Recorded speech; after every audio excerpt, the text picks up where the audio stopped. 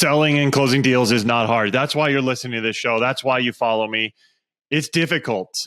But what if you had somebody who knew exactly what to do at every point? I know you listen to me, but sometimes it's nice to hear another voice. Richard Harris is an expert. This guy has done it for a long time. He's coached a lot of the best leaders and sellers. He's come out with his book, The Seller's Journey, and he walks us through specific tactics to be able to sell better, to close better, and what you can do to improve your overall growth. Lots of great nuggets here in here, lots of specific tactics, lots of actionable advice. Absolutely check this out.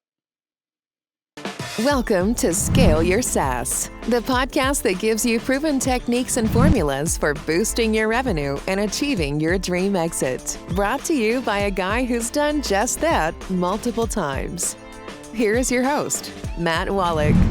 Hello, welcome to Scale Your SaaS. Very excited that you made it here. Thank you so much. By the way, if this is your first time here with us, the goal of this show is to help you do exactly that. So you can scale your SaaS, scale your software company. That way we want to help you generate a whole bunch of great leads, understand how to close those leads really quickly and efficiently for a whole lot of money, and how can you put a process in place that's scalable and repeatable so that you can have a team doing this for you. If you want any of those things, hit the subscribe button. That way you'll be notified about all of our episodes where we bring amazing innovators and leaders who can help you scale your SaaS. And one of those amazing people I am delighted to put in front of you. I've got Richard Harris with me. Richard, how you doing?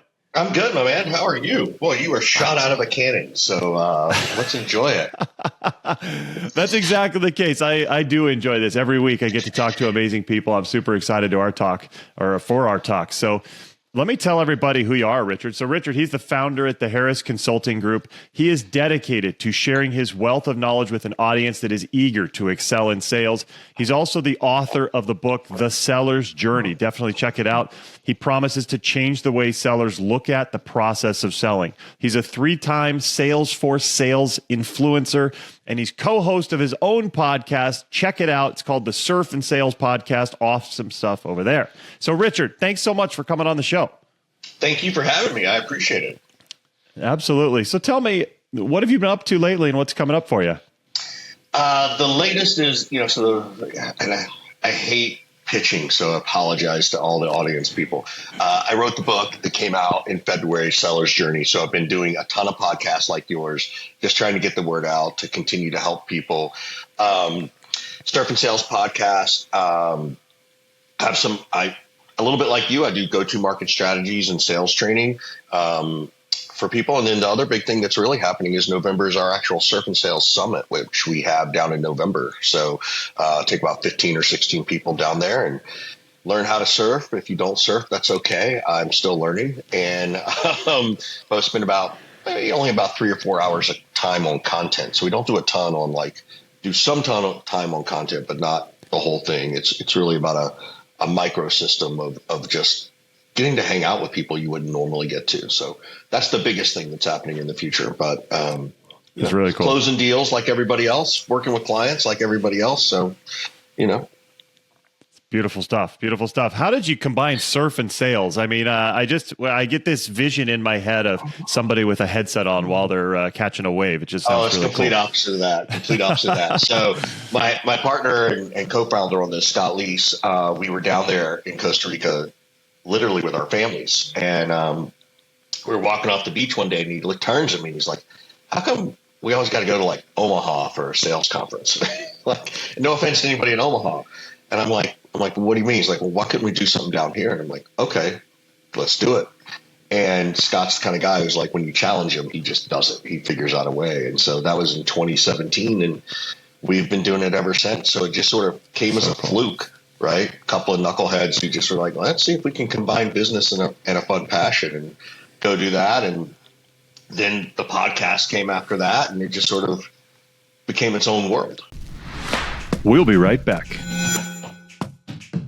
Hey, it's Matt. If you're anything like me, you check your website analytics and you see people coming to your site, but you have no idea who they are or what they're doing. Plus, why aren't they converting into leads? That's why I now use Lead Feeder. This thing is slick. Lead Feeder is a tool that shows me which companies are coming to my site, plus which pages they visited and in which order. So I can see their interest level just by what they're doing. You can use it too. You can track your site visitors' behavior and integrate the data from Lead Feeder with your CRM that helps make your lead generation efforts more targeted. The result, website traffic converts to sales. Click the link in the description and go to leadfeeder.com for a free demo and get a free extended premium trial when you let the rep know that you heard Lead Feeder through the Scale Your SaaS podcast. Finally know who's visiting your site with Lead Feeder. Do it.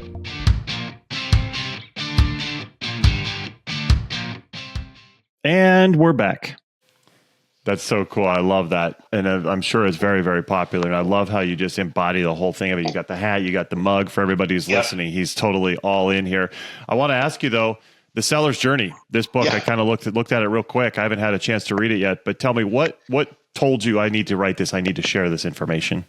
Well, how dare you not read it? I'm so offended that you don't you know how important I think I am? I wrote this book because I think a lot of people in our space, we're always trying to identify and brand ourselves in different ways. And so this is another way to do that. I'm happy to say that selfishly. I don't care. And then I wanted to bring a different approach to what everything else is out there. Like I talk a lot about mindset. I talk about being proud that you're in sales. Like our job and our role affects more people's ability to change their lives than any other job in the world. If you're in leadership, right? We affect more lives than a heart surgeon, a brain surgeon. And the residual effect of that is just crazy. So, the ripple effect, so to speak. So that was part of it. I also wanted to write a book that was about bringing the humanity back into sales. And how do we just teach people to have a conversation? Because we're forgetting how to have conversations, right? I've got 2 teenage kids. I can assure you, we work very hard to teach them to have conversations. It's not as easy as it may have once been, although I don't know. I'd have to ask my mom how easy it was to teach me. But so I combined a lot of this stuff around mindset. And then I wanted to talk about different tactics that people aren't aware of that they could use. Things about finding skeptics before you find decision makers, how to negotiate with procurement, something that's never, ever really taught to us, how to understand that mindset of a procurement person and the discovery you need to go through with them before you just try to hash out pricing. So it was it was stuff we all run into, some stuff we've probably done, but maybe it wasn't quite as taught at that formatted, processed level. So that's what made me want to write the book. Yeah, I would definitely say I'm obviously tightly connected in with the sales community. Not many people are talking about those things, and so I'm glad you did that because it's super important stuff. And I know one of the things you talk about is that the sales process revolves around the seller, should be revolving around the seller rather than the buyer, and it can kind of change how if you're in sales, how that changes your approach to your interactions. Can you explain a little bit more about that for everybody? Yeah. So I titled the book The Seller's Journey because I don't believe that there's a buyer's journey. And I know that's a little shocking and controversial. Oh my gosh. What I do believe is that there's a buyer's experience through the seller's journey. There's a reason someone's talking to you. And this whole myth about someone's 80% or 60% down the path of making a decision before they talk to a salesperson. Well, one, that only applies to an inbound lead. So, and then I've never actually seen the data that supports that theory other than the quote that HubSpot came up with. Yeah, so sure, maybe they're 30% of the way down. I doubt, if you have to do a demo, right, for your prospect, there's no way they're more than 50% of the way down the journey. Not possible. Just not possible. So it's full of shit. So I hope I can say that on your podcast. But yeah, that's fine. That being said, there's a buyer's experience that walks through a journey that sales and marketing creates. So sales and marketing, sometimes it's more marketing than sales, creates this journey. It's a seller's journey, right? Matt, if you want to go Google something because you want to go buy sales training, well, first of all, you had an experience first that told you needed to go research it. You then Googled it. Then it's up to marketing and sales, usually marketing at that point, to make sure you've got the right SEO stuff and to send you down this rabbit hole, this seller's journey. And whatever experience you have through that is what dictates how you're going to operate as a customer or prospect, right? We've all, by the way, how many apps do we all have on our phone that we never use? Right? Some of it is we got bored with the game, so we're not playing that anymore. Other times it's like, this app sucks, I'm out of here. Well, that's not because you were on a buyer's journey. It's because you had a bad experience, and the people who built the app created a terrible journey for you to go through. Sorry for the rant, but that's where it comes from. No, I like it. I'm glad you're ranting about this. I think it's important because I don't think we think about it enough. I don't think we put enough thought process into that into the experience. You're right, and I love what you're saying because I have heard that stat, but I've always kind of wondered if it's true, and I've never really dove in and questioned it. No, 80% of the way through, is that right? Let me ask you a question. Because you do this as much as I do, right? Like you talk to founders, you help build processes and understanding something that's scalable. Have you ever watched them buy a tool? Like if you've recommended a certain tool or a service, whether it's a marketing tool or a sales tool or enablement tool, how far do you think they were really down the buyer's journey before they talk to a salesperson? Well, I mean, especially if it's a referral, if you say, hey, go check this out, go talk to these guys or go talk to this guy about this thing. Yeah. They might be 10% of the way down, but when they talk to them, they just look at the website. Okay, I'll talk to them. Yep. That's it. Yeah. Yeah. That is not. Now, the nuance will be, and I'll try to, I always try to look at both sides, right? Because we always bring this unintended bias. So I'll acknowledge that. There could be a difference between where they are in terms of making the decision. So mental, like if you refer someone, they may be mentally past 50% and they're just checking off to make sure it's okay. I might believe that. I might fall into that. With one exception, there's no data to tell us that. True. There's no data. And so anyway, we can put a pin in that one, but No, I think it's super interesting. I'm glad you're talking about it. What I want to ask is, okay, you and I both agree, and we have done more sales than most people listening, I would guess.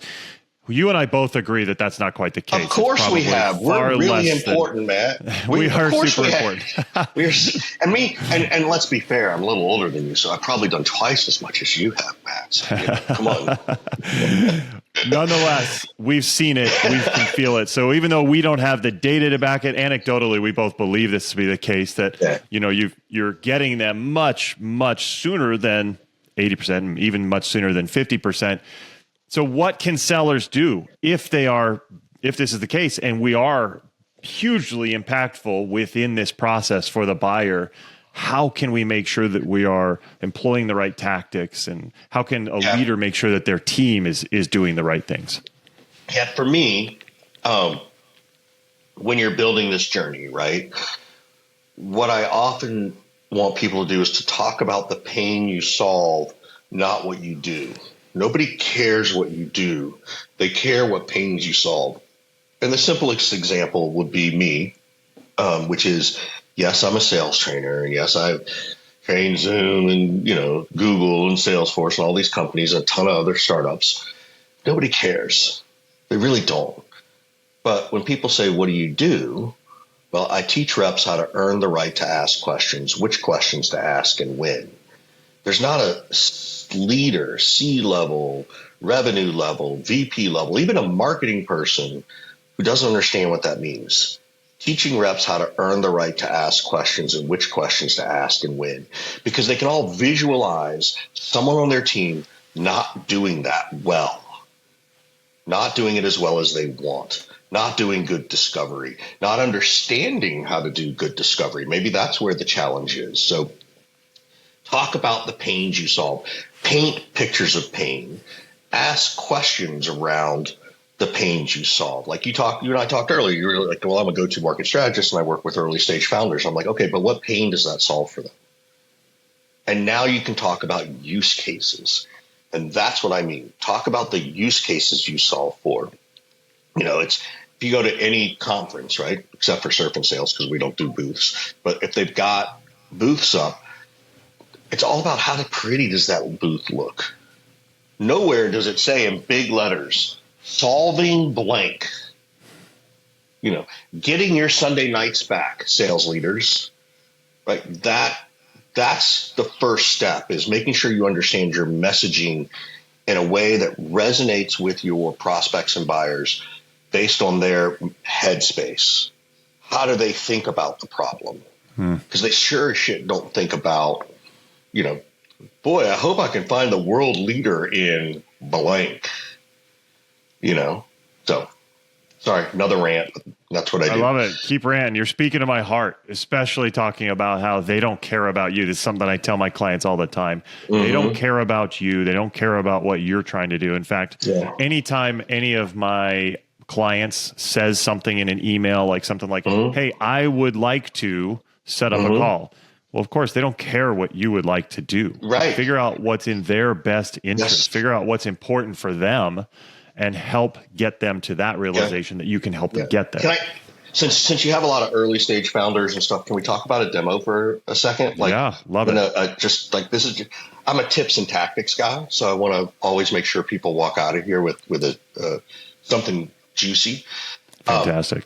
And again, particularly, and let me ask you this question: are a lot of the early stage people you're working with the tech side, like they are the Stanford graduate, or they're all these super brilliant, smart programmers and developers, and look, I couldn't do that, so I have no issue with that. Yeah, many of them are right. tech. And nor do I have the patience. So let's be honest. Like, you and I have the mind of a goldfish. I'll speak for me. I don't know you well enough yet, Matt. I'm with you. What I encourage people to do when you do demos, one, stop doing death by mouse click. If your product or service solves a pain and it requires your prospect or customer to upload data. Oh, we got to get all this data in there. Nobody gives a shit. Do not waste your time in a demo to show them how you upload the data. Nobody's coming to a demo that says, hey, show me how you upload the data before I actually, before you show me the pains you solve. Nobody cares. They'll ask for that, but get to the good stuff. And I say this with love and intent to all these founders. We know it's a beautiful baby. You've worked really hard, a lot of long hours. You've taken no paycheck in a long time. And so you want to show off all this amazing stuff you've done, right? And getting data into the system, just this one example, is not easy, right? Like, maybe you found a way that's better than just upload an Excel file or upload, a CBS or something like that. That's fantastic. Nobody cares. Nobody cares. Nobody cares what you do. They care about the pain you solve. So now talk about the pain, right? They'll figure out how to upload the data if they want the tool. Matt, do you know anybody who's like, you know what? I'm buying this tool because it's really easy to upload data. That's the primary reason they're doing it. Usually not. Maybe an accountant, maybe, but I don't know. Like, maybe if the pain you solve is we're bringing in disparate systems and you've got data in 6 different places. Well, in that instance, how you get the data in is the demo. Like, that's a very different system than like if you're selling to a sales leader where it's going to help with cold calling or prospecting. VP's a sales. But again, that's catering to their needs. Right. So we're trying to live in their mindset, right? That's what we're getting to. So anyway, so that's, again, another little rant, but I always want to give people something tactical they can either walk away with and go, oh, that's good, or go, Richard's full of shit, which then just confirms your own belief system, which is also a good thing. right? Matt and I don't know all of it. We have enough experience to be dangerous, enough experience to be beyond stupid, but we still don't know all of it. Well, truth, but I do agree with you. You're absolutely right. And when you talk about people who have that mouse click capability and they're just going nuts on the product, that's one of my most popular YouTube videos. Is something that I call "Demos Are Not Training." And yes, oh my God, training I is say training. that all the time. There's time for training. Demos are not training. Don't train them on how to use the product. Train them on what it can do for them and what their results will be from using it. If you buy a new car and you go test drive a new car, you are not trying to figure out on that test drive how to connect your Bluetooth. You are not. You just want to know that Apple CarPlay is there or Google Play, whatever they have. You want to know it's there, but you're not trying to connect your phone at that moment. True. Don't spend time there. Yeah, love it. Love it. Okay, so I know that we're kind of running short, but I want to ask you some questions about kind of leadership. So how can we make sure that leaders are helping their teams level up and they're improving and they're consistently getting better? Yeah, so this is a really good question. If people, and you might find this interesting, Matt, I can send it to anybody, but Matt, I'll send it to you, is we put out a state of mental health and sales report for 2024. And I've done it the last 3 years. And one of the questions we ask is to salespeople, at peak performance, what was your leadership doing? Not what do you wish your leader was doing, not a whiny question. We wanted to know what's happening in the best moments. And we came up with about 13 things. The first thing is, number 3 on the list, which I think is the most interesting one for leaders, is to be vulnerable. When a leader is vulnerable, then that means that your sales team feels supported, because they want to be supported, they want to feel relevant, and they want to be heard. Now, there's a challenge around this vulnerability. I'm a big fan of mental health. I talk about my own mental health in the non-work world and how it affected my work world. I'm not asking people to talk about their therapy if they don't want to. I got it. When the situation is right, it's okay to support your rep by sharing a story. Now, that doesn't mean you walk into your team meeting and go, hey, everybody, I want to tell you all about my worst experience with it. Right? You kind of have to bide your time. You have to wait for that rep to ask for support in some cases. Now, again, I'll speak on the other side. If someone's like, hey, I'm going into here's an example. Hey, I'm going into a meeting with a procurement team. What advice do you have? Okay, well, you can start to tell people what to do. Or you could say, Matt, what do you want to know?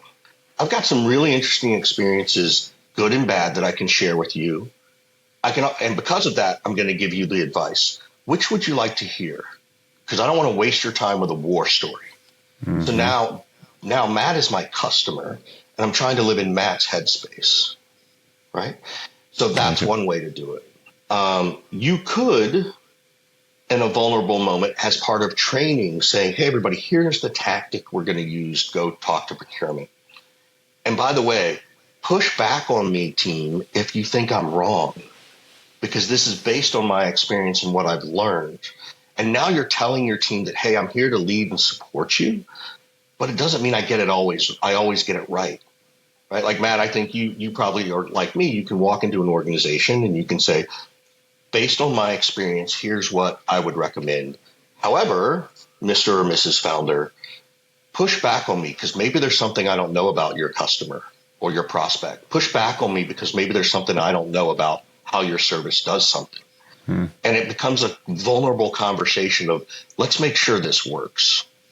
So you can't just walk in and tell war stories, but you can still tell them in the right moment. So being vulnerable. Another great way for leaders to be vulnerable. When was the last time you heard a sales leader, VP of sales, or even a founder get on a sales call, record it, and send it to the team and say, hey, everybody, what could I have done better? Right? Like, Matt, you and I are on sales calls. We get off the phone, and I guarantee you we're like, oh, I missed that. Oh, I could have said this there. Right? And again, we're paid, and we know, because, as you said, we've got a lot of experience, that we get more of it right in most cases. But every now and then it's like, Oh, I forgot to ask them their sales cycle. I forgot to ask them what the board is expecting from them, because they just got their funding, right? And then over time, we remember to ask those questions. But we still forget stuff. I mean, I assume you do. When was the last time you forgot to go, oh, I should have asked that question? All the time. I tell my clients I've never given a perfect demo. And it's something was slightly off, or my intonation missed on one particular part or whatever. Now, but I equate it to, say, a Broadway actor. Okay, they do the same thing all day, every day, 7 days a week. And I'm sure every show, they're going to come off stage and say, oh, I kind of delivered that a little weird, or I kind of skipped here, or I paused too much, or too short here. And nobody will notice in the audience, right? With you and I, people would see it and they probably wouldn't have any idea. But in our heads, we'd say, oh, I need to tweak this or change this or adjust this. And I think that's where people need to get to that point where they've got the understanding of exactly what to do, how to do it. And they're just trying to find those last little tweaks to really try and aim for perfect. Yeah. Do you know the story about the Blue Angels and what they do after every performance? No. What? So as I understand it, someone can correct me. So the Blue Angels, those are the Navy. The flying, right. So for people who don't know, they're Jets. They're the Jets. They're Navy pilots, and they fly amazing, beautiful patterns. And they're within like 18 inches of each other. It's wing crazy. Patterns. It's crazy. Yeah. After every session, they go into a room, and before they go into the room, they rip off their ranking information on the, whatever their stripes are, or however they, anything on the collar that indicates, I'm a major, I'm a this, I'm a that, I'm a that. And then they sit down and they critique every performance. These guys fly and practice every time, right? Like, this is what they do. And they go in and they strip themselves of ranking so they can have a conversation, right? And it's the same thing. Like, and I'm really big. I don't know why I lean way more liberal than conservative, but I've been reading all these Navy SEAL books. Like, I'm just sort of falling into this fictional place. I've read like all these series, and it's the same thing. You hear them talking about, just practice and practice and refinement, because they can't just storm a building in most cases. Like, there's usually something happening. And I think Jocko Willink probably talks about it in his stuff too. I don't know if you've read his books, but his stuff's amazing. And so does, who's the guy, the runner who went through buds 3 times? Do you know who I'm talking about? He's a great storyteller. I can't remember. Coggins, I think is his David last Goggins. name.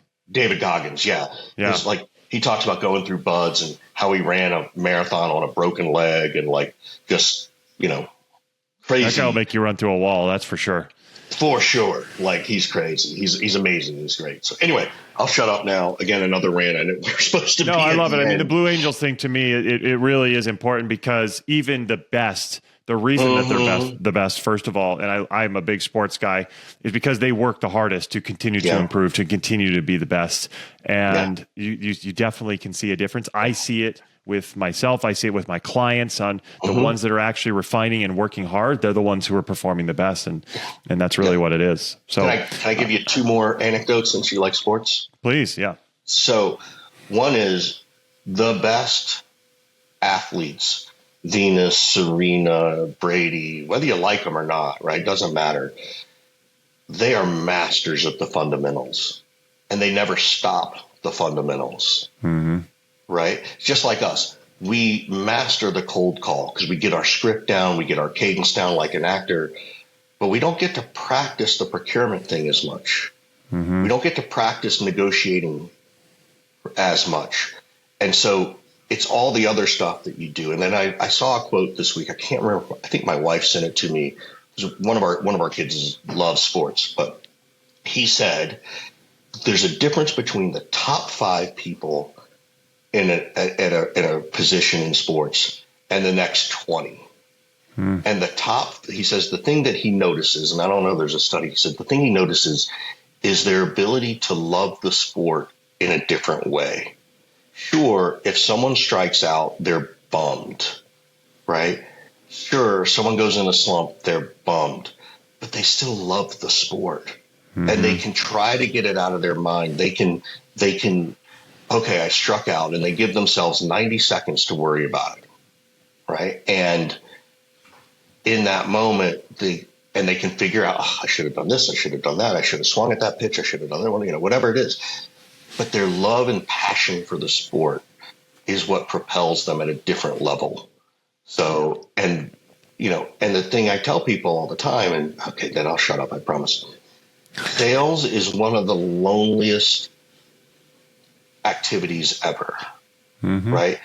Just like sports, like I'm a Bay Area guy, big Steph Curry guy. You don't see the hours that he's in his gym dribbling 1,000 times a day. That's very lonely. He's not hanging out with his buds doing it. You don't see the thousands of 3 points he's got that he's shooting before he ever got there, right? It's a lonely place. And I think if you can accept that in your own headspace and enjoy it and understand that emotionally, there's a difference between being emotionally lonely and physically lonely. Yeah, right? I totally agree. Emotionally lonely is different. Physically lonely is me practicing, but I'm not really lonely because I'm thinking about my game and I'm focused on that, not focused on, boy, I wish someone was here with me. So agreed. Anyway, okay. I kept somebody. I was. We are wrapping up here, but it's really interesting stuff and just getting my gears turning here because I remember. I don't remember. There was a basketball player. It's been a while, but they said, hey, it's kind of funny how the ones who are first in the gym and last out of the gym are the best players. Why is that? They kind of were joking about how like Michael Jordan and all the best players. They're the first ones in the gym and they're the last ones to leave. So they're working the hardest. And they were kind of joking about it. But it reminds me of Tiger Woods, who said a younger golfer asked him, hey, what's the secret? And he said, get your club on a ball 1,000 times a day. I've heard, whether yes, 100%. Whether you're hitting the ball, whether you're putting, whether you're chipping, hit a ball 1,000 times a day. Like that's the secret. That is. And it's not a hard secret. It's the willpower to do it. Exactly. Basically what it means is anybody could do it, which I do believe. The difference is we just aren't putting in the effort to do it. No. I get out there after about 40 or 50. I'm like, okay, I'm bored. What do I do? So I'm tired. I'm tired. So cool, Richard. This has been awesome. Love this. I'm sure we could talk for hours about this kind of stuff. How can our audience learn more about you and your book, The Seller's Journey? Yeah. So Seller's Journey, Amazon, of course, all the other places you get it online. In fact, I'm the crazy motherfucker out there, right? So 415-596-9149, 415-596-9149, my legit cell phone number. Legit, because it's the number my kids ignore every time I call them since they're teenagers. Here's the deal. Text me ahead of time to say, hey, I heard you on Matt's show. I'd love to rap with you. I'll talk to anybody. I'll give advice. I'll talk about it anytime. Anybody who texts me and says, hey, Richard, I heard you on Matt's show. Send me your book. I'll send you one. How's that? Oh, very cool. So you can go buy one. But, well, you heard it here, folks. I love that. Very cool, Richard. Thank you so much for that. And we'll make sure also we put all your information into the show notes. So if you're listening, go grab that. Go check Richard out. Grab the book, definitely. Richard, this has been awesome. Thanks so much for coming on the show.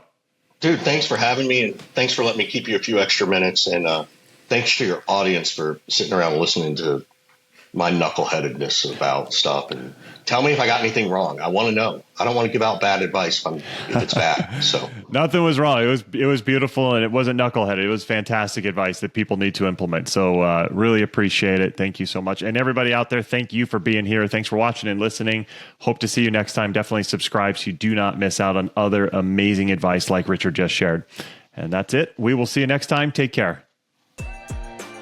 Thanks for listening to Scale Your SaaS. For more help on finding great leads and closing more deals, go to mattwolach.com.